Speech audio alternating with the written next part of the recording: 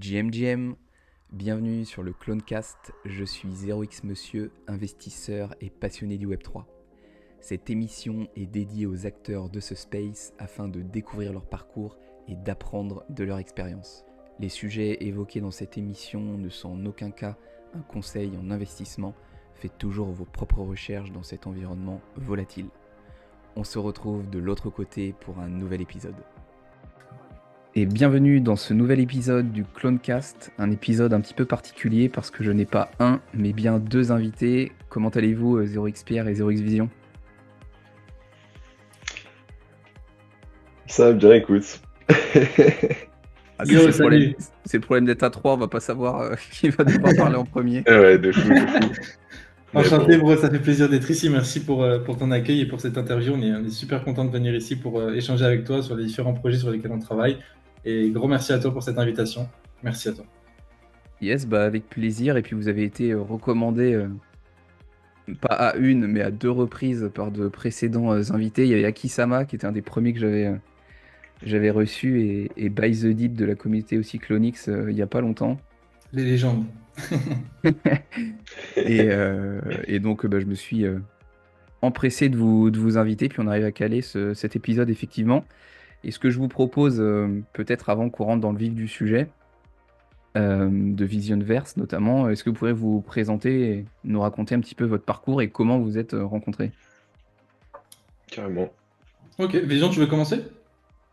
Non, non, je te laisse commencer, je te laisse commencer. Ok, let's go. Donc alors moi je me présente, je m'appelle Zero Expert. Donc je travaille dans le monde du Web3 depuis maintenant plus de 5 ans. Mais à savoir que de base je suis un développeur qui vient du Web2. Donc je suis développeur depuis tout petit, c'est ma passion et c'est mon main travail du coup depuis des années, c'est ce que je fais au quotidien. Pour ce qui est du Web3, j'ai été incubé dans le Web3 avec Artefact, avec Clonix. C'est eux qui m'ont fait vraiment découvrir cette notion de NFT, de Web3, de tout ce qui est digital asset, token gated. C'est grâce à eux que je suis rentré dans ce monde-là. Et depuis, bah, j'ai accroché et j'y suis resté. Et comme on interview aujourd'hui, c'est que j'ai continué à persévérer dans le Web3.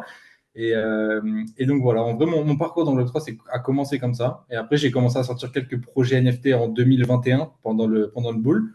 J'avais sorti quelques projets NFT, dont The Meta Tribe en Suisse, avec des collègues. Et ça a été mon tout premier projet NFT que j'ai développé moi-même. Et j'étais très, très, très content du résultat. Et ensuite, j'ai enchaîné avec d'autres projets des années suivantes. J'ai fait des fluffs. J'ai travaillé aussi un petit peu pour Meta Billionnaire. J'ai fait pas mal de collections. On les retrouve sur mon site internet si besoin. Mais du coup, j'ai travaillé avec beaucoup, beaucoup de projets dans l'écosystème et j'ai apporté mon soutien aussi dans pas mal de communautés, dont les Artefact Creator, qui est une communauté dans Artefact. Et avec Vision, donc on est tous les deux à participer dedans activement.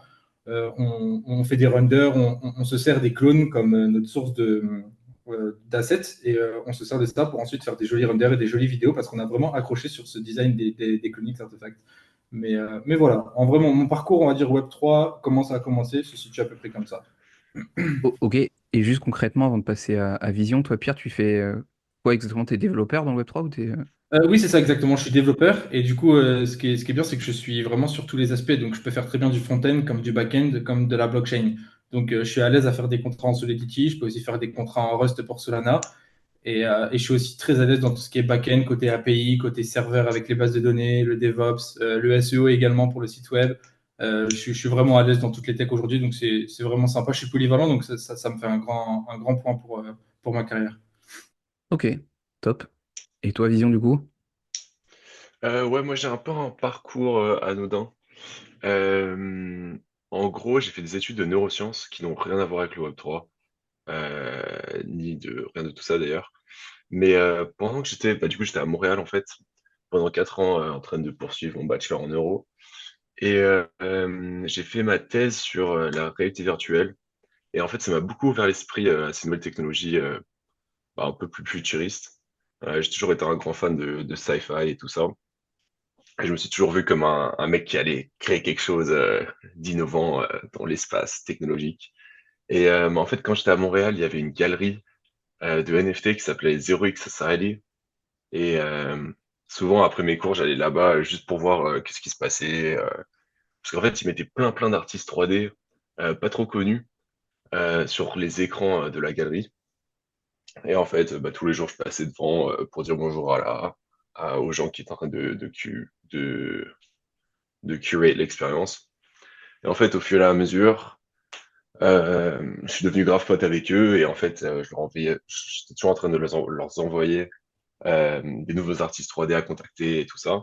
Et au final, ils m'ont juste proposé de faire un stage chez eux. Et en fait, ça a été ça un peu mon premier pas dans le Web3. C'est à travers cette galerie. Et en fait, très rapidement, j'ai trouvé Artefact. J'étais en mode, waouh, ok, là, on a vraiment une compagnie un peu du futur qui essaye de créer vraiment un mix en utilisant toutes nouvelles technologies, c'est-à-dire tous ces clips de VFX qu'ils ont fait au tout début, qui leur ont permis de percer sur les réseaux et de créer une hype initiale autour de leurs sneakers, et du coup de pouvoir sell out dans des temps records. Et ouais, une fois que j'ai trouvé Artefact, j'étais en mode, bon, bah voilà, en fait, c'est ça. Je voulais aussi créer une marque à ce moment-là qui voulait mixer en fait le digital et le physique, mais je savais pas trop à quoi ça allait ressembler. Et ouais, Artefact, pour moi, ils ont vraiment, c'est un peu les pionniers de ce nouveau monde, d'un nouveau modèle de marque en fait. Euh, une marque tout à la fois digitale mais physique. Et c'est la première marque que j'ai trouvée qui était vraiment, qui opérait entre ces deux mondes très nouveaux.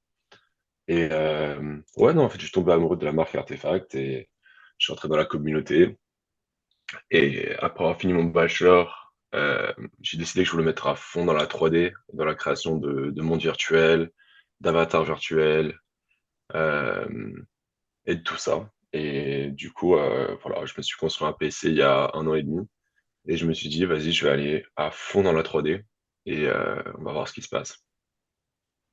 Et sachant que Artefact, tu les découvres avant que la collection Clonix sorte ou à ce moment-là? Ouais, juste avant que Clonix sorte, Ok. je sais pas c'est quoi la première chose que j'ai vue de Artefact, je t'avoue. Mais Moi, je me souviens des métapigeons.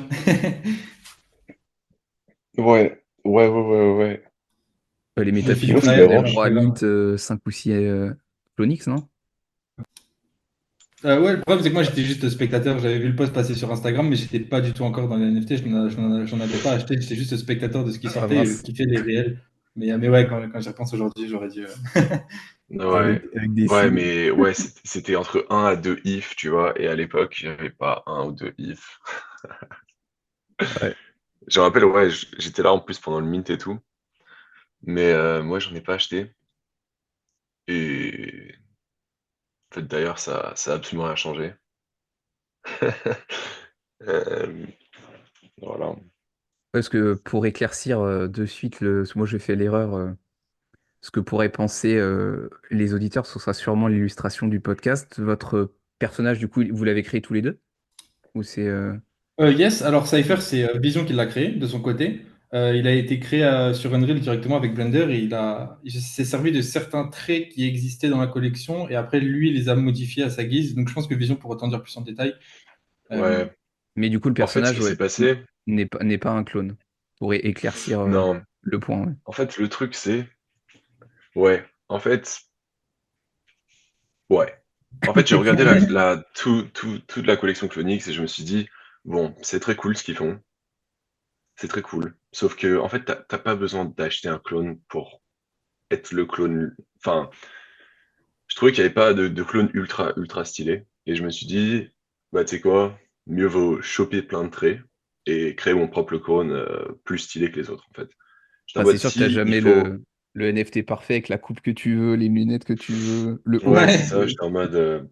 Déjà, non seulement ces gens ont payé pour ça, tu vois, ce que je respecte de fou. Euh, mais moi, j'étais plus en mode, vas-y, je vais un peu hacker le truc. Je vais me mettre au sein de la communauté. Je vais être pote avec tout le monde. Et je vais être en mode, yo les gars, on est en train de créer un jeu vidéo, je suis sur Unreal. Envoie-moi tes fichiers et vas-y, tu vois, je ramène les clones dans Unreal. Et au final, bah, tout le monde m'a envoyé leurs traits. Moi, j'ai chopé un peu tout ce que je voulais. Je me suis mis sur Blender une soirée. J'étais en mode, vas-y, let's go, je vais faire mon propre avatar. Euh, et voilà, je vais essayer de créer le clone le plus stylé de la collection. Mais non seulement ça, tu vois, genre, je voulais vraiment créer un avatar qui pouvait avoir de la reconnaissance en dehors de l'écosystème NFT et Clonix. En fait, c'était vraiment ça la thèse de base. C'était, je vais créer un icône, un avatar qui peut euh, avoir de l'influence pour des gens qui n'ont rien à voir avec le système. Genre, le NFT, c'est vraiment le dernier souci que les gens devraient savoir, tu vois. Juste, ils devraient regarder cet avatar et se dire, ah putain, il y a une petite référence Yugi, il y a une petite référence Dragon Ball. Genre, ah ouais, en fait, je kiffe, tu vois. Tu vois, Ok, c'était vraiment ça un peu le mindset derrière tout ça. Et, ok, euh, et voilà, du coup, ça a créé Cypher et après ça, c'est parti dans plein de différentes formes de contenu. Et voilà, au fur et à mesure, on arrive là. ok. Et pour ceux qui sont peut-être un peu dépassés, pour revenir sur la manière dont toi tu as obtenu les fichiers 3D, c'est qu'en tant que holder de Clonix, on peut récupérer ces fichiers 3D bah, sur le site en s'authentifiant, en prouvant qu'on est Ouais, bien holder. Et du coup, bah, les fichiers, après, on peut les transmettre et c'est comme ça que vous avez pu les récupérer. Donc, si je ouais, Exactement, totalement. Ouais. Et si je comprends bien, du coup, Cypher, c'est le personnage, on va dire, principal du jeu vidéo que vous voulez créer, c'est ça? c'est ça. Ok, top. Ouais, Et c'est du comme une mascotte, ouais. Ok. Ouais, Ok. ouais, Et le but, et c'est moi qui, enfin moi personnellement, j'avais découvert bah, Cypher avant même que Akisama et By the Deep vous recommandent, parce que j'avais vu des vidéos tournées sur Instagram, je pense, Avec le skate? let's go. avec le skate exactement, ouais. Et Trop ouais. bien. Et du coup, ouais, vous avez créé Let's pas mal go. de. Bah là, je vois un réel qui a fait 645 000 vues, donc c'était sûrement celui-là. Il y en a d'autres à 200 000 vues et 400 000. Donc, vous avez décidé du coup Ouais, d'utiliser votre personnage sur les réseaux sociaux pour vous faire connaître finalement.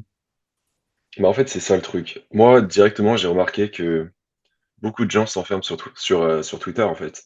C'est Mhm. que tous ces gens, ils sont vraiment en mode c'est a walled garden, genre, on est dans la crypto, genre, je poste des trucs pour tous les mecs qui sont déjà dans la crypto.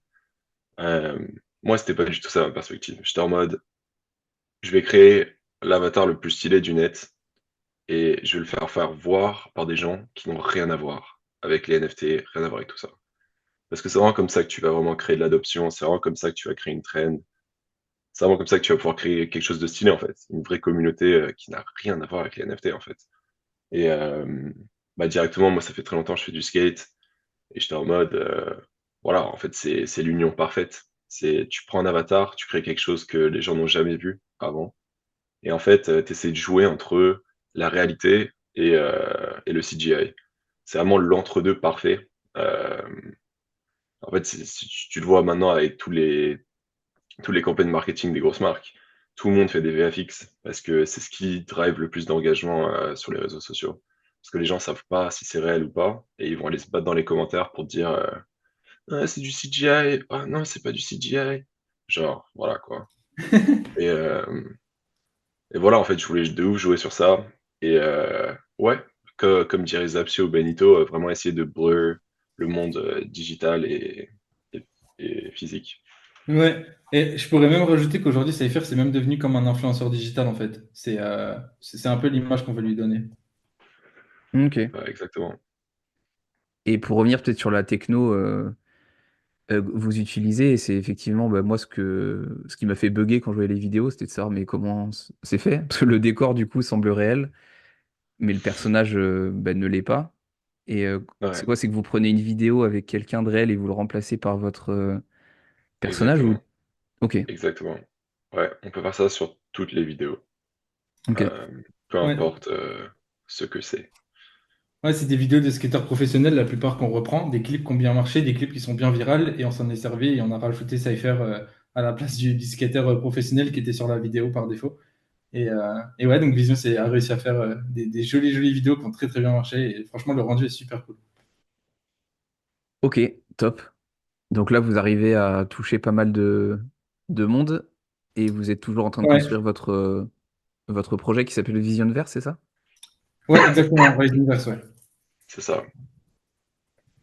Ça Ok. fait un peu plus d'un an maintenant qu'on a commencé, je pense. Ouais. Et est-ce que vous pouvez parler un petit peu plus en détail du projet? Quel est le but ou le... Ouais, ce que Ouais, vous voulez totalement. y faire et les Alors, personnages, s'il y en a plusieurs, comment... Est-ce qu'avec son clone, on pourra aller dedans? Je sais pas. ouais, exactement. Alors, le jeu a énormément de features en soi, donc il n'a pas vraiment un but principal, il en a plusieurs en même temps. Mais pour te donner les plus gros, c'est que le jeu, du coup, est accessible pour tout le monde. Ça veut dire que tu n'as pas besoin d'avoir un Connix pour y accéder. Tu peux tout simplement être un mec du Web 2, te connecter avec un wallet vide ou même directement un email si tu n'as pas de wallet. Donc c'est vraiment, on veut ramener la communauté, que ce soit Web 2 comme Web 3. Donc on est vraiment dans les deux champs. Et deuxièmement, du coup, si tu as un Clonix dans ton wallet, tu as la possibilité de connecter ton wallet quand tu arrives dans le jeu et tu peux sélectionner le clone que tu veux qui est dans ton wallet. Il y a une liste en fait avec tous tes clones qui apparaît à l'écran et tu sélectionnes celui que tu veux incarner dans le jeu. Et automatiquement, tu deviendras un de tes clones qui sont présents dans ton wallet directement dans le jeu en 3D, qui sera playable, rigged, avec les animations, tout préfet. Donc on a vraiment réussi à faire en fait cette technologie de spawn as your clone qu'on a appelé. Donc tu peux spawner en tant que ton clone directement dans le jeu. Donc c'est full automatique, tu n'as rien à faire, tu n'as même pas besoin d'envoyer tes traits parce qu'on les a déjà nous dans notre infrastructure. Donc en fait, il faut juste tout simplement connecter son wallet et comme ça notre système peut détecter les clones présents dans le wallet. Donc ça c'est la première feature qu'on a mis. Donc c'est un peu une notion de token gated. Donc en fait on ajoute une utilité à une collection NFT. On a aussi eu cette idée avec les Ape qui ont récemment lancé leur modèle 3D. Je ne sais pas si tu as vu la news, mais Ouais, ils ont si, fait si, un ouais, peu comme ça pullule ouais, un peu là sur Twitter depuis une semaine. ils ont fait comme les Clonix, ils ont permis en fait à tous les holders des Ape de récupérer leurs assets 3D sur leur site, mais c'est tout récent, donc on n'a pas encore eu le temps de l'intégrer à notre architecture, mais c'est une idée qu'on a eue. Donc pourquoi pas le faire demain avec les Ape, tu vois. Mais en tout cas, l'architecture avec les Clonix marche déjà. Donc ça, Ok. c'est très très cool. Et deuxième fonctionnalité primaire qu'on voulait ajouter dans notre jeu, c'est que toutes les transactions et les actions que tu feras in-game, ce seront on-chain. Et on est basé du coup sur Base. Et je te donne un exemple. On va faire une collaboration par exemple avec des marques de vêtements et on va leur donner le choix de directement créer un store digital dans le jeu où les gens pourront venir dans le store digital, voir les produits en 3D. Donc par exemple un t-shirt, un pantalon, une veste, ça peut être n'importe quoi ou même une paire de chaussures. Et tu peux directement analyser et faire ton shopping en fait dans le jeu, en 3D, dans un jeu Unreal Engine. Donc c'est ça la nouvelle notion qu'on va rajouter, c'est qu'on va incuber plein de projets qui souhaitent vendre des articles ou des produits.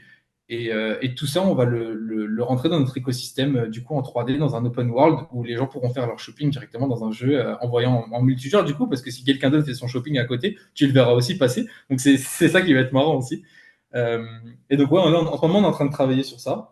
Et on a aussi travaillé sur tout un système, du coup, dans le jeu, qui là, du coup, c'est plutôt des fonctionnalités primaires d'un jeu vidéo assez normal. Donc, ça va être un système d'expérience avec des quêtes, avec des niveaux, on a déjà aussi un système d'inventaire où tu peux directement équiper et jeter par terre, dropper avec d'autres joueurs des items, donc que ce soit des vestes, des t-shirts, des chapeaux. Donc tout est customisable. Donc ton personnage, tu peux l'habiller d'une façon. Par exemple, tu peux spawner en tant que ton clone qui a un chapeau de cowboy, mais à tout moment, si tu veux, tu peux remplacer ce chapeau par un autre chapeau dans le jeu. Donc ça va permettre à n'importe qui de customiser soi-même son clone dans le jeu. Donc ça peut être aussi une notion importante. Donc, comme tu peux le voir, on a vraiment plein de fonctionnalités qui sont bien différentes les unes des autres. Mais en gros, on peut voir ça comme Weizenverse, ça va être un très grand incubateur, même un métaverse, où plein de projets seront présents dans le jeu. Ce sera du multijoueur dans un open world Unreal Engine 5.4. Genre, c'est vraiment les dernières techno. Donc, on essaie vraiment de se démarquer par rapport à ça parce qu'on a des concurrents type Sandbox ou Decentraland qui, eux, ont commencé à faire des métaverses, mais ils n'ont pas du tout la vision et les fonctionnalités que nous, on va proposer. Donc on a vraiment ce côté, on a une image bien unique. Donc voilà, en gros dans l'ensemble c'est ça. Vision, si j'ai oublié quelque chose, n'hésite pas, mais je pense que j'ai fait à peu près le tour. Ouais. Moi j'ai un petit truc à rajouter. Encore une fois, l'idée, c'est pas. Évidemment, c'est un produit qui est target pour les mecs de Web3. Sauf qu'en fait, le but, c'est vraiment de ramener des gens qui n'ont rien à voir avec le Web3 dans ce jeu, en fait. Et en fait, tu vas le voir à travers toutes nos stratégies. Là, on est vraiment en train de passer à fond à travers Instagram, en fait. Parce qu'avec Instagram, tu vas reach des gens qui n'ont vraiment rien à voir euh, avec le Web3, qui savent même pas c'est quoi un NFT, en fait. Et en fait, c'est ça qui est intéressant. C'est vraiment ça qui est intéressant. Les choses qu'on va vendre, en fait, ça va être pas mal d'artistes, euh, genre un peu connus, tu vois, sur Instagram. J'ai beaucoup de potes qui sont designers, beaucoup de potes qui font des VFX, qui font ci, qui font que ça. Et en fait, tous ces mecs-là, tu vois, vu on est un peu dans l'ère de l'économie de créateurs, tous ces mecs-là, ils commencent à drop, en fait, des vêtements, des sacs, plein de différents trucs. Et en fait, on va essayer de ramener tous leurs vêtements de tous ces créateurs qu'on kiffe. Du coup, il y aura beaucoup de curation.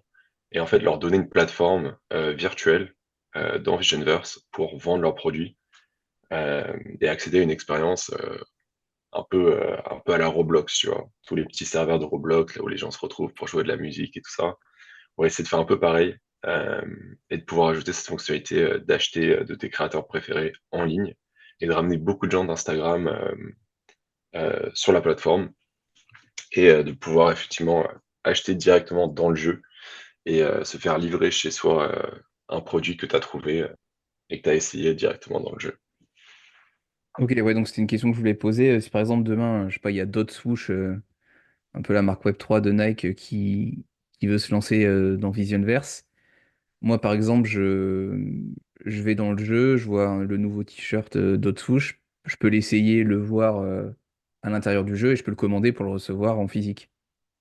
C'est ça. Totalement, totalement. Et tu Ok, auras Ouais. l'item en virtuel dans le jeu que tu pourras équiper sur ton personnage virtuel dans le jeu, mais aussi du coup en physique chez toi. Donc c'est ça l'aspect majeur. Ouais. ok. Et le but du jeu, ce sera de... Soit c'est plutôt social pour rencontrer des gens qui seraient dedans, ou il y aura des quêtes, des... Justement, il y aura des deux. Donc il y aura Ok, énormément de social. On a prévu par exemple des hubs pour la communauté Clonix. On pensait par exemple à BadTech. Je ne sais pas si tu vois le Twitter Space qui est souvent organisé par Compound sur Twitter. Donc c'est un space qui a lieu toutes les semaines avec la communauté Clonix et on a prévu par exemple dans la map directement de Weizenverse un petit espace consacré à eux et ils pourront directement venir et échanger dans le jeu directement avec un système de chat vocal et aussi de chat écrit. Donc niveau social, on a vraiment développé des features ouais, qui sont très très cool pour cet aspect-là.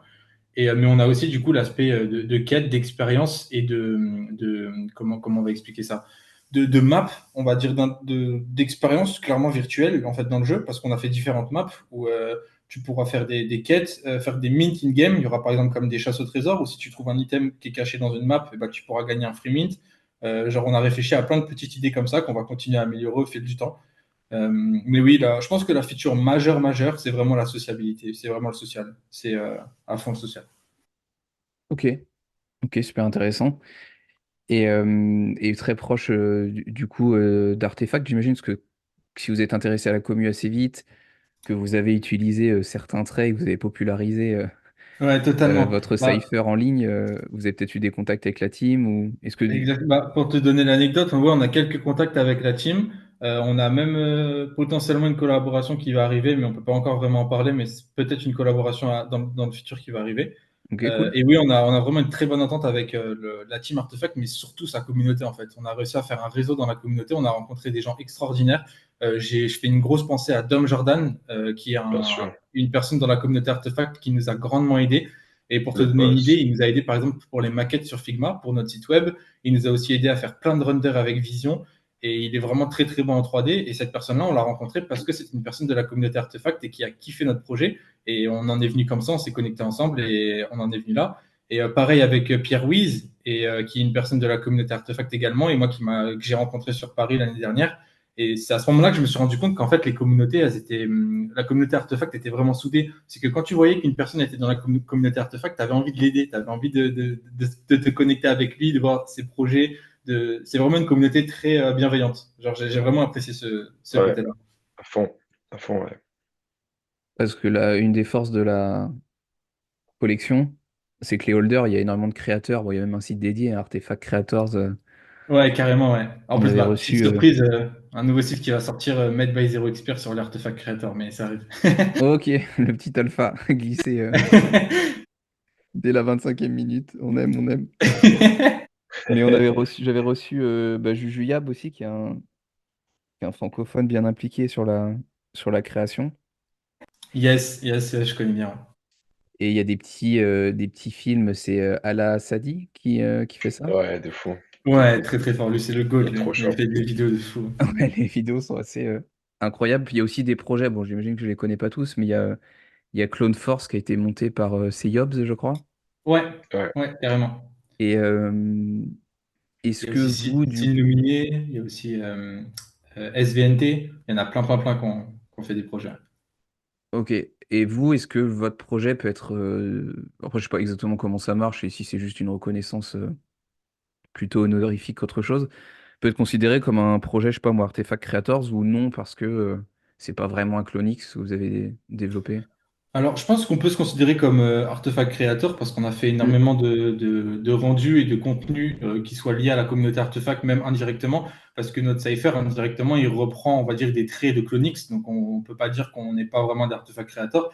Mais ce que je veux dire par là, c'est qu'on aimerait vraiment se dissocier d'Artefact en montrant aux gens que c'est pas Artefact qui a fait Weizenverse, que c'est bien Vision et Zero Expert qui sont derrière. Mais par contre, on est en collaboration avec Artefact. Mais on voulait juste faire le dissociement pour faire comprendre aux gens qu'on n'est pas lié à Artefact directement. Ouais, ok. Ok, c'est clair. Et sur ce, j'imagine qu'un jeu, ça met beaucoup de temps à se développer. Ça fait 1 an que vous êtes dessus. Ouais, totalement. Surtout qu'à Bon. noter qu'on n'est pas vraiment en full time dessus, donc ça nous Donc prend ça prend beaucoup de encore temps plus à de développer temps. un jeu. Après, on a connu en fait un moment d'expansion l'année dernière où en fait avec Vision, on a lock-in pendant 2, 3 mois facile et on a fait du dev à fond tous les jours. On faisait du dev à fond et on a réussi à faire déjà une très belle architecture. Donc on a déjà un site web pour ceux qui veulent aller voir, c'est weizenverse.com. Et donc dessus, il y a plein de vidéos qui montrent déjà le gameplay, qui montrent les différentes features qu'on a faites, etc. Et on a aussi du coup un launcher qui permet de l'installer directement sur Windows, donc un point .exe qui s'appelle le Weizenverse Launcher. Et il met à jour automatiquement le jeu à chaque fois qu'on fait une update. Donc ça, c'est super cool. Et du coup, le jeu actuellement est déjà disponible pour toutes les personnes sur Windows, mais c'est qu'une bêta actuellement. Et elle est accessible que pour les personnes qui ont le rôle whitelist sur notre Discord. Donc si vous êtes intéressé, n'hésitez pas à rejoindre notre Discord. Mais voilà, on a commencé une première bêta et là, il y a une grosse bêta qui sort à cette rentrée-là, cette rentrée 2024 en septembre, où on va release toute cette techno de spawner sur clone avec les transactions on-chain et on va incuber les premiers stores dans notre jeu vidéo pour faire cette histoire de shopping virtuel dont on a parlé précédemment. Ok, donc le lancement est imminent, entre guillemets. Ouais, ouais, en vrai, ouais, on Ouais. peut dire que le premier vrai lancement, c'est pour septembre 2024, parce que le lancement qu'on a fait là, il y a 6 mois de ça maintenant, c'était plus une bêta, une alpha pour commencer à récupérer des reviews, commencer à avoir les feedbacks des différents utilisateurs. Et on a commencé à fonder une petite communauté. Là que je regarde, on est à 151 membres sur notre Discord, donc c'est peut-être un petit nombre, mais comme on n'a pas encore fait beaucoup de marketing autour de ça, je suis quand même assez content des stats, parce que c'est 150 personnes qui sont vraiment liées à la communauté Artefact et qui sont vraiment derrière le projet, qui nous soutiennent. Donc c'est des vrais membres. Donc, je suis content. On va continuer à développer nos réseaux et faire un peu de marketing. Mais je pense que quand le jeu va sortir, indirectement, les gens vont en parler sur les réseaux. Parce que tout le monde attend, je pense, un jeu où tu peux spawn en tant que ton clone. Genre, c'est vraiment la fonctionnalité que tous les clonics holders attendent, je pense. Clairement, puis comme ce ne sont pas des clones qui sont dans Fortnite, il faut trouver une alternative. J'avoue de ouf. Fou.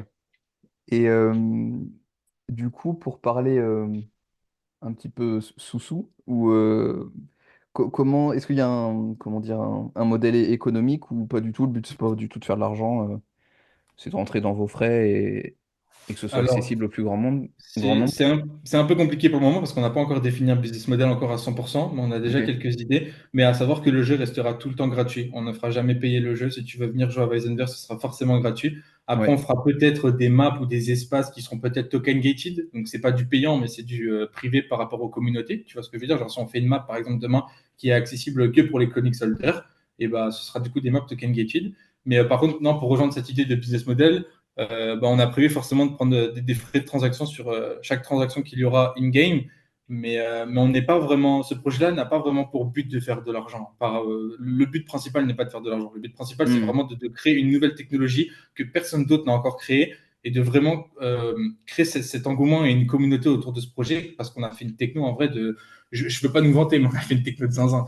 Genre, le spawner sur clone, ça nous a demandé des heures et des heures de travail et je sais que les gens seront hyper contents de voir ça. Mais du coup, ouais, on n'a pas encore vraiment réfléchi à cette idée de business model, mais ça viendra par la suite. Ok. Ok. Puis vous, ça peut aussi vous servir de super CV, peut-être pour décrocher des contrats Ah oui, exactement, de ouais, ou votre même des côté. collaborations ou des partenariats avec de très grandes entreprises. Après, je ne veux pas faire de leak ou d'alpha de fou, mais Vision est en contact avec de très très grandes entreprises et des grandes boîtes, des grandes marques. Et à tout moment, on a une collaboration qui pop et ça décolle. Ok. Que des alphas ou presque dans ce podcast. J'ai pas dit de nom, j'ai pas dit de nom Non, non. exprès, mais Encore quelques minutes et c'est bon, tu lâches tout. Ok, super intéressant. Et au-delà de ce projet-là, bon, j'imagine qu'il vous prend déjà beaucoup de temps, puis en plus, c'est pas votre gagne-pain, donc vous avez aussi vos missions à côté. Toi, Vision, t'as indiqué que bon, t'avais pas forcément l'envie ou le besoin d'acheter des NFT, mais est-ce qu'il y a eu d'autres projets que Clonix ou Artefact plus globalement qui vous ont intéressé? Est-ce que vous avez même acheté des NFT ou c'est pas un truc qui vous intéresse plus que ça? Très bonne question, franchement. Euh, Ouais, franchement, j'ai vraiment pas beaucoup de NFT. Je t'avoue que je regarde un peu cet écosystème comme un écosystème un peu parfait pour faire des tests technologiquement. Ok. Drop des trucs parce qu'en fait, tu as beaucoup de gens qui sont créateurs. Tu as beaucoup de gens qui vont pouvoir s'intéresser au projet et pouvoir t'aider presque gratuitement. Et tu as beaucoup de gens qui sont très technologiquement avancés en fait dans le Web3. Tu as des très bons devs, euh, comme Pierre notamment. Tu as des très bons designers. Tu as des mecs très chauds en 3D. En fait, je vois vraiment cet écosystème comme un truc, ouais, comme un endroit parfait pour tester des nouvelles idées, des nouveaux projets, des choses qui poussent un peu les limites de la technologie et de l'innovation. Et en fait, ouais, d'utiliser tous ces mecs qui sont un peu chauds, de s'impliquer dans tous ces projets pour voir s'il y a vraiment quelque chose de potable pour euh, une communauté beaucoup plus grande. Euh, le but, c'est vraiment de toucher le Web 2, hein. C'est vraiment pas... parce que de toute façon, enfin, en fin de compte, les mecs de Web3, ils vont toujours kiffer ce truc. Les mecs de Web3, ça a été fait pour eux. T'as pas trop besoin de faire du marketing pour les mecs du Web3 pour leur dire, pour qu'ils comprennent vraiment la valeur de Spawn en tant que son clone. Mais ce qui est vraiment intéressant enfin, d'un point de vue plateforme, c'est vraiment d'aller chercher tous les mecs Web2 qui n'ont rien à voir avec cet écosystème et de leur dire, vas-y, tu peux rentrer dans ce jeu, Spawn en tant qu'un avatar et aller acheter de tes créateurs préférés directement dans un jeu vidéo. Euh, et voilà. Mais non, une collection NFT que je trouve vraiment intéressante à part Artefact, euh, ouais, je t'avoue que j'en ai pas en fait. Moi, de mon côté, j'ai envie de te répondre Yuga Labs en général parce que j'ai énormément kiffé Otherside qu'ils ont sorti récemment. Donc, pour te donner l'idée, ils ont vraiment révolutionné la technologie parce qu'ils ont fait du pixel streaming avec plus de 20 000 joueurs en simultané dans un web browser en fait directement. Je sais pas si tu avais vu, mais les vidéos d'Otherside. Mais c'était un jeu où tu avais tous les holders des ByC, des Ape qui se sont regroupés dans un jeu virtuel directement accessible sur une page web et c'était du 3D Unreal Engine Pixel Streaming. Donc ça, j'ai vraiment adoré cette technologie-là. C'était les premiers dans le monde du Web3 à avoir fait ça. Donc moi, sur gros big up à eux pour cet aspect technologique, moi, qui m'a vraiment bluffé le jour où c'est sorti. Et après, une petite pensée aussi à Azuki, pour moi, qui a réussi à continuer malgré ces années. Malgré au début le peu d'utilité qu'ils avaient, ils ont réussi à développer leur écosystème en rajoutant les beans et en réalisant justement la semaine dernière un gros thriller qui a très bien marché sur Twitter. Donc pour moi, c'est les deux plus gros à suivre actuellement, c'est Yoga Labs, Azuki. Et après, il y a Moonbird aussi que j'ai suivi l'année dernière, parce il y a même 2 ans, il me semble, parce c'était les premiers à avoir fait ce système de stacking autour des NFT. En fait, moi, c'est compliqué parce que j'ai la vue des devs. Du coup, tous les projets qui vont me plaire, c'est les projets qui ont fait des trucs cool Technologique, ouais. technologiquement parlant. Voilà. Mais du coup, voilà, je pense à Moonbird, à Yuga, à Azuki. En vrai, il y en a énormément qui ont très bien marché récemment, mais mes projets de cœur, on va dire que c'est ceux-là. Ouais, Mais puis même, Artefact pour moi reste le number one. on l'a bien compris, ouais. Et tout à l'heure, d'ailleurs, pour Visionverse, on a évoqué le fait qu'il y ait des partenariats avec certaines marques ou certaines boîtes qui potentiellement pourraient pousser leurs produits et auraient un intérêt à être dans le jeu. Mais vous aussi, c'est d'intégrer, quand vous avez les fichiers 3D et quand c'est possible aussi, d'intégrer des collections. Parce que bah, si j'ai un clone, forcément, j'aurai envie de jouer au jeu. Si j'ai un Bored Ape et que vous avez les fichiers 3D, ça donnera plus envie aussi de jouer au jeu. Ce sont des Ouais, choses totalement. auxquelles vous pensez, j'imagine. Et est-ce qu'il y a peut-être pas tant de collections que ça qui ont les fichiers à disposition? Justement, il n'y en a presque pas. Ouais. On a beaucoup regardé avec Vision. Et en vrai, en 3D Digital Asset déjà téléchargeable sur le site web, la seule qu'on a vue qui est vraiment connue, qui a une vraie communauté solide, c'est Artefact. Et du coup, il y a les apes qui sont sortis récemment. Donc, on va vraiment Ouais. essayer d'occuper les apes parce qu'on sait que les apes, c'est aussi une communauté qui est très bienveillante et qui s'entraide beaucoup entre eux. Et je pense qu'ils seraient super contents de voir un monde virtuel comme ça. Mais le problème des apes, c'est qu'ils sont déjà Otherside. Donc, c'est pour ça que la communauté a déjà un petit peu leur propre métaverse à eux. Mais notre expérience est bien différente de celle de Otherside. Donc, je pense que ça vaudrait quand même le coup de le faire. Donc, on va encore y réfléchir. Mais ouais. Ok, ok, ça roule. Donc affaire à suivre sûrement d'ici septembre. De toute façon, on mettra tous les liens des sites et des réseaux sociaux dans la description. Trop bien. Et du coup, vous à côté, vous avez vos missions de dev ou de créateur, vous êtes freelance peut-être? Ah, alors, bah, vas-y, je commence, après, Vision, je te laisse sur ton côté. Moi, j'ai bossé pendant un an dans une entreprise en tant que CTO qui s'appelait Sandaga, qui était une marketplace NFT. On voulait faire en fait comme un OpenSea, mais en mieux. Mais ce qui s'est passé, c'est qu'on a pris plus d'un an à développer la marketplace et que ça n'avait pas vraiment marché. Et du coup, moi, j'ai changé d'entreprise et aujourd'hui, je suis à Infinity Labs. Donc, ça fait bientôt un an que j'y suis presque. En gros, c'est une agence Web3 et on incube plein de projets qui ont besoin de marketing, de stratégie, de développement aussi, parce que du coup, c'est moi qui m'occupe de la tech. Et on a incubé déjà des projets comme Vitality, on a aussi Michelin Explorer, qui ont fait leur NFT récemment, c'est nous qui les avons aidés à tout créer, leur stratégie, un peu tout. On a fait les Fluffytopia, on a fait énormément de projets, même les Hunt Republic plus récemment, aussi Interstellar, le projet avec les bouteilles de vin, je sais pas si ça te parle. Ouais, je crois que j'ai vu Euh, quelque chose passer, ouais. Ouais, et ben on bosse avec tous ces clients-là. Et franchement, ça commence à très bien marcher. On commence à avoir de très bons contrats. Et donc, moi, à côté de Weizenverse, du coup, je développe des sites web, des pages de mine, des smart contracts et plein de tech autour du Web3 pour différents clients. Donc, c'est pour ça qu'on n'est pas full-time sur Weizenverse. Moi, j'ai mon taf de mon côté à côté en CTO. Donc, c'est quand même un taf important. J'ai des grosses responsabilités. Donc, ça demande pas mal de temps. Mais Et, exclusivement dans le Web3, du coup. ouais, c'est ça, c'est ça. Après, ça m'arrive de faire quelques missions Web 2. Je travaille dans mes projets perso pour quelques rappeurs français. J'ai fait des missions avec Laylo, j'ai fait un petit jeu Game Boy il y a 3 ans de ça pour PNL.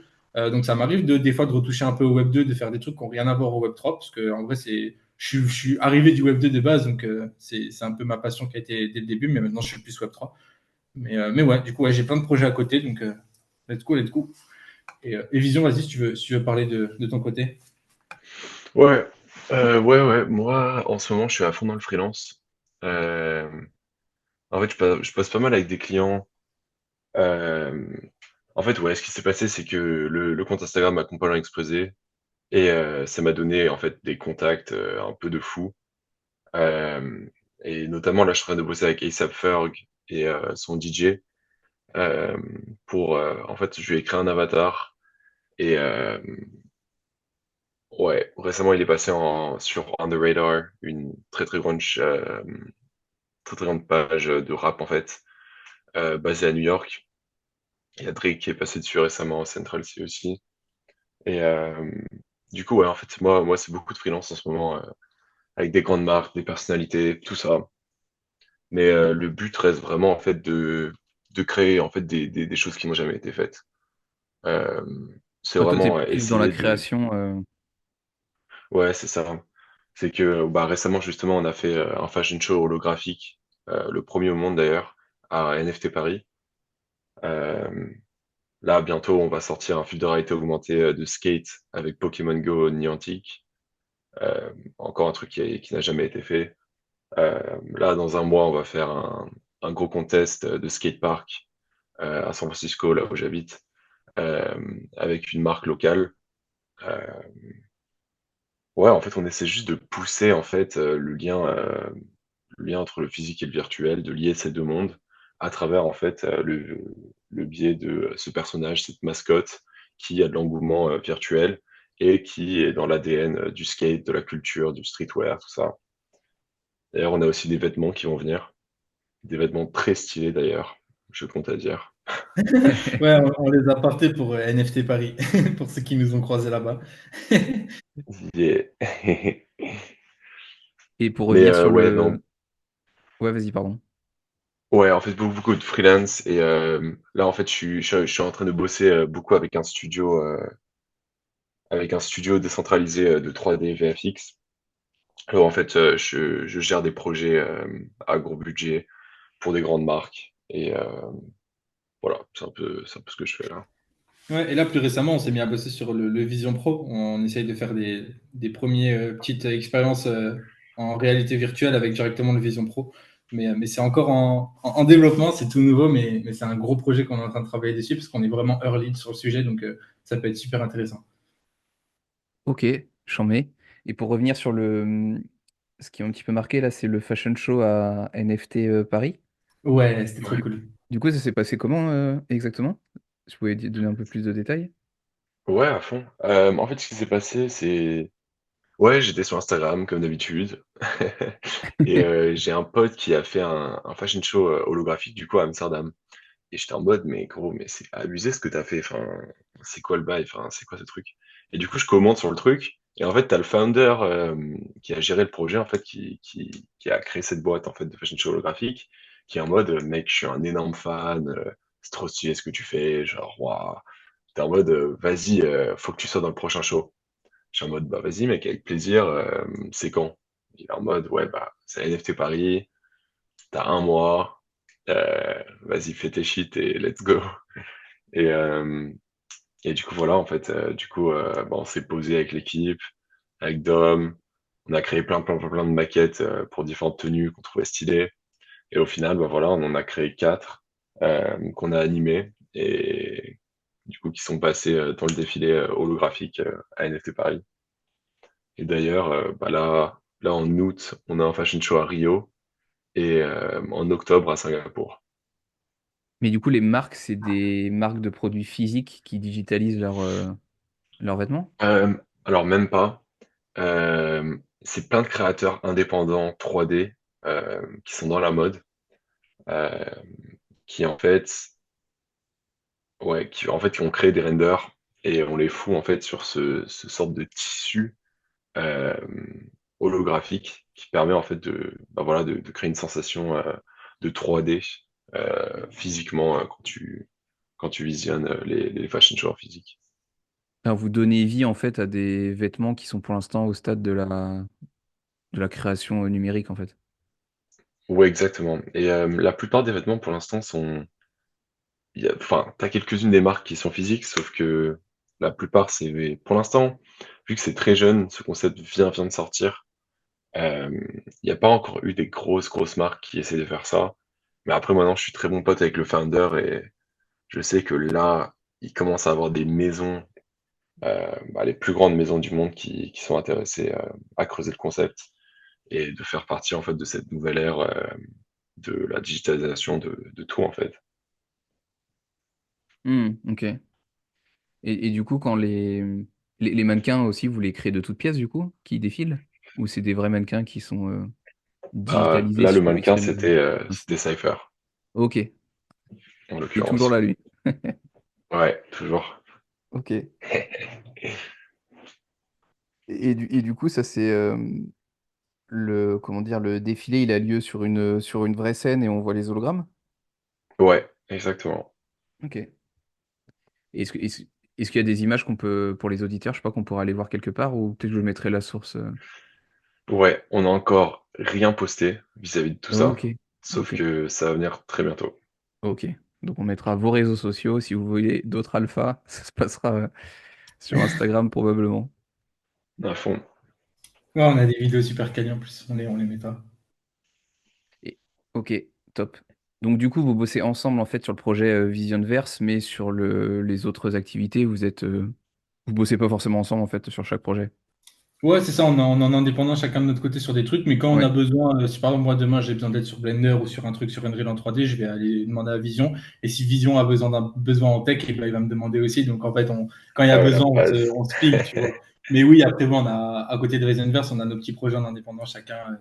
Ouais. Ok. Ouais, je t'avoue que c'est ultra avantageux d'avoir ce boss 0x Pierre à un message Discord, tu vois. Parce que je me trouve, même avec les clients, tu vois, les mecs qui sont en mode, ouais, comment je fais ça, comment je fais ça, comment je fais ça. Je suis en mode ça, Pierre? Ouais, gros, on doit faire ça. Explique-moi, c'est quoi l'infra derrière tout ça? Ok, ok, cool. Et est-ce qu'on a raconté dans l'introduction comment vous étiez rencontrés? J'ai un doute.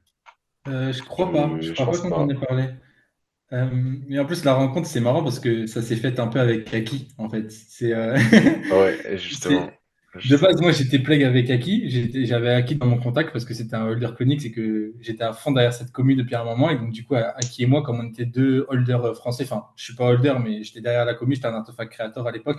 Donc, il m'avait follow pour ça. Et il avait vu que j'étais français, donc on s'est follow. Et il a aussi follow de son côté, je crois, Vision, en fait. Et Ouais. un jour, il en est venu à dire mais attends, Vision, t'es en train de faire un truc, je suis sûr que mon pote Pierre, il peut t'aider, machin. Et on en est venu un jour à faire un call tous les trois. Et depuis, c'est resté genre avec Vision, on s'est rencontrés. Et depuis, on s'est jamais lâché. Genre, on a commencé De Vice fou. Index et l'idée nous est venue. Parce que j'avais commencé à faire un truc sur Unity à l'époque. C'était même pas sur Unreal, c'était sur Unity. Et après, j'ai dit, vas-y, avec Vision, on a décidé de partir sur du Unreal et c'est parti comme ça. Mais le contact de base vient de Haki. C'est comme ça qu'on s'est rencontrés. Ok, ah, super, intéressant. Et justement, pour rebondir sur ce que tu disais, quand on est l'idée du jeu vidéo, il faut penser à quoi d'abord? Est-ce qu'il faut tout écrire avant de commencer, je sais pas, à coder ou les créations? Est-ce que ça se fait un peu au fur et à mesure? Il y a des ajustements, j'imagine? Ouais, en vrai, c'est un peu au feeling. Au début, on n'était pas parti avec une. Bah, notre roadmap, en fait, a fait que d'évoluer. Au début, on était parti juste pour faire un espèce de jeu virtuel où tu peux spawner en tant que ton clone et on voulait faire quelques petites interactions, mais on n'était pas encore dans cet aspect de créer des stores virtuels, de incuber des communautés. On n'était pas encore vraiment dans cet aspect-là. Alors qu'aujourd'hui, on a bien peaufiné notre roadmap et on a fait plein de mondes différents. On a même fait des portails qui permettent de se téléporter d'un monde à un autre. Les maps token gated, ça, on n'avait pas eu l'idée au tout début et c'est venu après coup. Genre, en fait, c'est que des petites réflexions qu'on a autour du projet et après, à chaque fois, la roadmap, en fait, on l'actualise et on la refresh avec de nouvelles features. Mais ouais, on avait une idée, on va dire, globale au début et on fait que de la peaufiner après avec le temps. Elle évolue. Et vous êtes que vraiment tous les deux à bosser dessus ou des fois vous demandez si vous parliez de l'aide de la communauté, que quand il y avait des questions, il y en avait beaucoup qui étaient là pour répondre?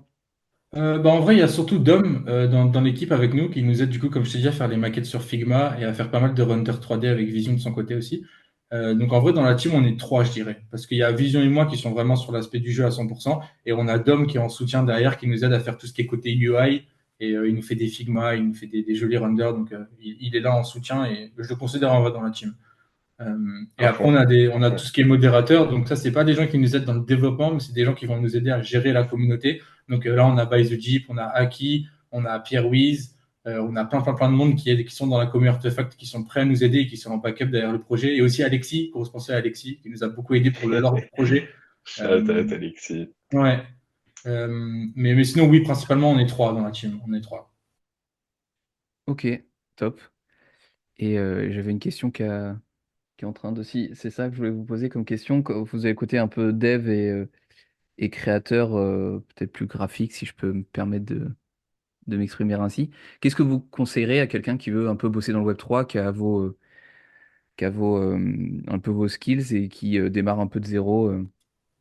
Alors, le premier truc, je pense, c'est de trouver sa communauté. C'est de trouver son projet NFT qui tient à cœur, qui lui apporte de la passion. Donc, nous, ça a été Artefact, mais pour une personne autre, ça peut être n'importe quel autre projet qui lui apporte cet aspect de bonheur, enfin, un projet qui lui plaît, quoi. Et après, c'est de rentrer en contact avec la communauté et ensuite de commencer à créer. Moi qui suis côté dev, du coup, je lui dirais d'apprendre le code. Genre, pour moi, c'est c'est le meilleur move à faire en 2024, c'est de commencer à apprendre le code, à savoir faire des contrats en Solidity, à comprendre la blockchain également. Parce qu'une fois que tu as compris la blockchain, une fois que tu as compris comment la techno marche, en vrai, tu comprends la vision de plein de projets en même temps. Genre, tu sais quelles sont les limites, tu sais comment faire telle feature et du coup, tu vois directement tout plus clair dans ta tête. Donc, pour moi, la tech est vraiment le plus important. C'est vraiment de se renseigner un maximum dans la tech. Et aussi pour éviter toutes les arnaques et les scams, parce que je tiens à noter que dans le Web3, il y a énormément d'arnaques et qu'il faut faire super attention à ça. Et le fait d'être bon en tech me permet, moi, par exemple, de vérifier à chaque fois dans les smart contracts si la collection est réelle, si le token est bien bon, si c'est pas un honeypot ou une connerie du genre. Et du coup, pour moi, la tech, c'est vraiment la clé majeure pour se lancer dans le Web3. Il faut quand même avoir des bases, parce que si tu n'as pas de base, tu te feras avoir par le système. Mais voilà, moi, c'est le meilleur conseil que je peux donner, c'est de trouver sa commu et d'apprendre un maximum de tech que tu peux, sans forcément faire du code très poussé comme les gros développeurs aujourd'hui, mais au moins savoir les bases dans le sens où tu peux aller sur Etherscan et lire un contrat, essayer de comprendre à peu près les fonctions, ce qu'elles font derrière, etc. Genre, pour moi, ça, c'est vraiment le meilleur conseil que je peux donner. Ok, Ouais. Ouais, non, c'est super ce que tu as dit. Ouais, je rien à pense vraiment que ajouter. ça commence par trouver une communauté, en fait. Et en fait, dès que tu trouves une communauté, rapidement, tu vas avoir des idées de ce que tu peux créer pour rester dans la même ligne directrice et même pousser le projet lui-même en tant que créateur. En fait, c'est ça qu'on voit un peu. Le Web3, en fait, ça a cassé le lien. En fait, ça a rapproché euh, la communauté des créateurs, chose que tu vois pas trop dans le Web2. Enfin, maintenant, toutes les compagnies essaient de faire ça parce qu'ils ont compris que le CEO, en fait, devait avoir une sorte de lien avec sa communauté. Si tu regardes Elon, il est ultra présent sur X, il répond à beaucoup de gens, il est sur des mimes. Meta aussi, ils sont obligés ils ont été obligés de changer, tu vois, ils ont obligé de changer l'image de Zuck, qui avait cette image un peu d'alien, reptile chelou, tu vois. Et Maintenant, c'est un gros beau gosse. voilà, de le rendre beaucoup plus humain derrière. En fait, Web3, c'était un peu première partie ouais, des premiers endroits sur le net où en fait la barrière entre CEO, CTO, fondateur de marque et la communauté, on peut avoir un échange direct en fait. Et, euh, et en fait, c'est ce qu'on voit, c'est que la plupart des créateurs essayent de devenir les créateurs les plus importants, dirigeants de chaque communauté. Et en fait, à travers ça, ils vont trouver des contrats, des opportunités qui sont beaucoup plus grandes en fait que ce qu'ils auraient pu avoir s'ils n'étaient pas dans ces communautés spécifiques. Ok, ouais, donc vraiment se rapprocher d'une commu pour s'aider. Et même si on Exactement. n'a pas forcément besoin d'avoir un NFT du coup, parce que vous avez pu vous investir à fond dans la commu Artefact sans forcément être holder d'un Clonix, donc il n'y a Ouais, pas c'est ça. il y a pas cette barrière à l'entrée qu'on peut imaginer. Ouais, si j'ai pas 5 Ethers à poser dans un blue chip, il va rien se passer, c'est pas du tout le cas. Ouais, exactement. Ok, canon. Eh bien écoutez, je pense qu'on a déjà dit pas mal de choses sur Visionverse, sur votre parcours. Est-ce que vous aviez, vous, quelque chose à ajouter, un point qu'on n'aurait pas abordé qui vous aurait semblé important pour les auditeurs? D'aller rejoindre notre Discord Vicenverse. Non, je rigole. Non, D'acheter en les futurs vrai. SAP et de le rejoindre. Non, en vrai, c'était super cool. Je pense qu'on a fait le bon tour. On a parlé un peu de tous les points principaux, on va dire, par rapport au projet. Après, je pense que ça vaudra peut-être le coup de refaire une petite interview, peut-être en septembre, une fois qu'on aura sorti la bêta et que le jeu sera online. Peut-être qu'on aura encore plein d'autres trucs à dire. À fond. Mais en tout cas, ouais, avec plaisir. Et je tenais vraiment à te remercier, Zurich Monsieur, pour l'invitation, pour ce call. Et merci à qui de nous avoir mis en relation encore une fois. Décidément, lui, il me met en relation avec tout le monde. Et, et non, Ouais. c'était super. Merci beaucoup. Et Vision, je te laisse dire un dernier mot si tu veux. Partez Ouais. pas, partez pas. J'ai pas encore posé les questions de fin, mais vas-y, Vision, vas-y. Oui, oui, oui.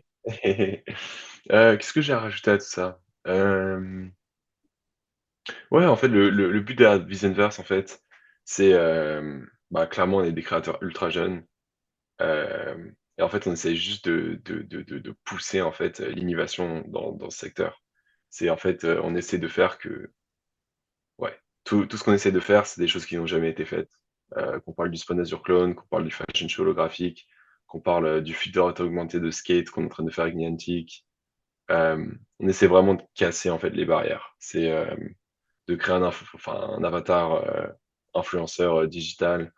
Euh, ouais, le but c'est vraiment d'inspirer les gens, d'être en mode, tu vois, genre, en vrai, on a commencé avec rien, on avait juste une idée. Genre, le Clonix, on l'avait même pas. Maintenant, c'est le Clonix le plus connu de toute la collection, alors qu'il n'existe pas. Euh, ouais, c'est un peu juste d'inspirer les gens à innover, en fait. On a tellement de technologies de nos jours, tu peux vraiment tout apprendre sur Internet. Moi, j'ai tout appris en 3D sur Internet. Il n'y a pas un seul truc. Enfin, ouais, clairement, j'ai fait des études qui n'ont rien à voir avec le domaine. Et pourtant, on se retrouve dans une position là où on est un peu les créateurs les plus innovants du secteur. Euh, ouais, on est vraiment en train de drop des trucs qui n'ont juste jamais été faits dans le monde de la 3D, dans le monde des VFX, dans le monde des jeux vidéo, dans le monde de la réalité augmentée. Et évidemment, au niveau tech, Pierre, il nous sort des trucs, t'as aucun autre dev qui peut faire ça.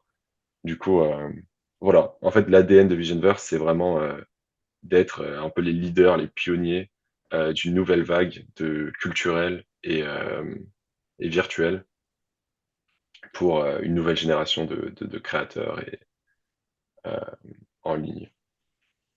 Ok, ça marche. Moi, je pense que le message est passé. Merci pour cette précision Vision. Et puis, comme je le disais, je vous laisse pas de suite partir, parce que j'ai mes questions de fin que j'aime poser à tous mes invités et vous ne dérogerez pas à la règle. Et du coup, la première Let's go. de ces trois questions, même si bon, on a vu que vous n'étiez pas des grands collectionneurs de NFT, est-ce que si vous aviez un budget illimité, il y en aurait un qui vous ferait envie, que vous vous offririez à tout prix? Si j'ai un budget limité, je pense que je supprimerai les artefacts, les Clonix. Mais après, si on parle pas des Clonix, je pense que je prendrais un Ape. Parce que c'est un prix qui est quand même exorbitant, donc on peut pas se l'offrir en étant n'importe qui, quoi. Enfin, c'est quand même un gros prix, un gros investissement. Mais comme ils viennent d'ajouter les digital assets en 3D, ça me donne grandement envie de m'en acheter un. Donc si j'avais un bag illimité demain, ouais, ce serait le premier truc que je prendrais, je pense. Ouais, parce Moi, que j'achèterais un. vas-y, Ouais, vas-y. ouais, moi, j'achèterais un. Comment ça s'appelle ces trucs? Attends. Un petit Ah oui. penguin. Non, non, non. Les My Lady Makers. Ah oui, j'avoue. Eux, je les trouve trop drôles. Et à chaque fois que je vois un mec avec cette PFP sur Twitter, il me fait rire. Et ça a l'air d'être vraiment une communauté de dégénérés, tu vois. Et ouais, je pense que je partirais sur ça, tu vois. Je m'identifie plus à cette communauté un peu de zinzin euh, sur Internet. J'avoue, j'aime beaucoup aussi ça. Est-ce qu'il y a des fichiers 3D pour cette collection? C'est ça la vraie question. Non, non, il y en a pas, il y en a pas. Ah non, Mais de malheureusement, toute moi, si je façon, veux des. ouais, je sais pas, c'est un peu boring ce qui se passe dans le Web3 pour moi en ce moment. C'est pour ça, ouais, ça fait vraiment un an que j'essaie de tout faire pour aller chercher, je sais pas, des créateurs avec qui j'ai vraiment envie de bosser. Je trouve le Web3, bon, c'est loin d'être mort. C'est très très loin d'être mort. Et ça va être énorme dans les années à venir. Mais je trouve que là, en ce moment présent, il n'y a pas de collection vraiment ultra intéressante qui ont vraiment des concepts nouveaux ou qui apportent quelque chose de culturel, de significatif. Je trouve toutes les collections sont hyper focus sur Twitter et vont avoir beaucoup de mal à aller choper des gens qui s'en foutent en fait du mot NFT. Euh, et en fait, voilà, ça c'est aussi un truc qui est au centre de notre ADN. C'est vraiment nous on veut plaire aux foules, en fait, aux masses. On va avoir une DA hyper intéressante, des fonctionnalités hyper intéressantes, un personnage phare qui ramène des gens de la communauté de skate, de la communauté du streetwear. Euh, c'est ces gens-là, en fait, vraiment qui m'intéressent à lier et à regrouper au sein de ce projet. Ok, top. Puis, bah, on collab avec une marque streetwear. T'as les Bored Ape avec Bape. Ils avaient sorti une collection capsule il y a pas longtemps. Ouais, ça c'était stylé. Elle était pas mal, ouais. Elle était pas Ouais, mal. ça c'était stylé, Ok, donc effectivement. un petit Milady pour Vision et un petit Bored Ape pour XPR. Let's Ouais, go. je t'envoie mon adresse si tu veux. Ouais, d'accord. Quand je serai sponsor par Vision de Verse, je pourrais vous envoyer des cadeaux. Ok, Let's go. top. Et je viens de penser, avec plaisir, on pourra rajouter, si tu veux, un petit espace au pire dans une map où tu pourras venir faire tes petits podcasts dans le jeu directement en 3D si tu veux, si ça t'intéresse. Bah, c'est Ah ouais, ce bah, serait justement fou. pour revenir sur Akisama, c'est le seul qu'on a enregistré dans un appart et dans le sien, dans un pod. Ouais, le Artifact Spacepod. Ouais, trop trop bien. C'était assez cool, mais ça, sur la vidéo, ça ramait un petit peu avec tout ce qui chargeait et tout. Je devais pas avoir l'ordi ni la connexion suffisante. Du coup, deuxième question. Quel invité francophone vous aimeriez que je reçoive?